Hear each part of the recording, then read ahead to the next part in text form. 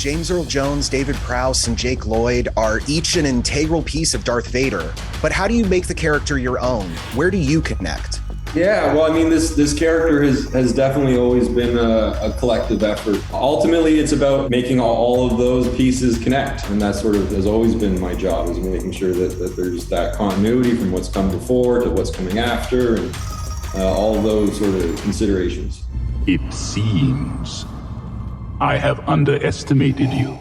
We've seen you in the back to tank, right? You're under makeup, you've got the mask. How do you prepare for something like that scene, where you're just communicating everything with your eyes? Yeah, the back to tank stuff, I really enjoy getting to do that. I love that shot in Rogue One, so I was happy to finally get in the tank myself. Obviously, there's a lot of prosthetics, and so it's a lot of time getting the look done. And then you go to set and you spend the day submerged in water, talking to the director through a radio that's submerged in the water with you. And I don't know, I really enjoyed it though. I found it very peaceful in there, and had a very sort of calming, meditative quality to it. So it's almost like an isolation tank eventually.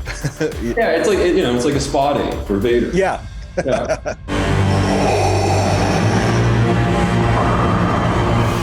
Vader's got his beef with the Jedi, with the Republic, with Obi-Wan, obviously. But Jar Jar Binks never crossed him, right? Do you think all these years later, do you think they still could be friends? Yeah, I don't think he has any real beef with Jar Jar. I don't see why that would be.